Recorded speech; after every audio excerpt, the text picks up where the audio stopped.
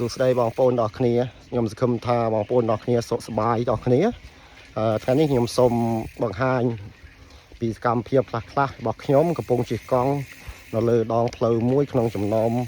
ផ្លូវជាច្រើននៅក្នុងតំបន់រុឈានជាតិអង្គរបាទផ្លូវនេះគឺស្ថិតនៅលើកំពែងក្រុងអង្គរធំដែលខ្ញុំកំពុងជិះនេះបាទហើយជិះទៅមើលប្រាសាទជ្រុងមួយនៅប៉ែកអេសាននៃក្រុងអង្គរធំនេះតែម្ដងបាទ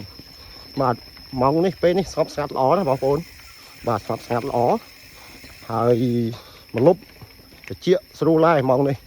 បាទហើយតាមដងផ្លូវនេះមានព្រៃមានម្លប់ហើយមានឮសត្វបក្សាបក្សីយំធ្វើឲ្យយើងមានអារម្មណ៍ល្អមែនតើបាទកាត់បន្ថយភាពតានតឹងក្នុងអារម្មណ៍នៅពេលដែលយើងជិះកង់តាមបណ្ដោយផ្លូវមានម្លប់មានអីចឹងទៅបាទ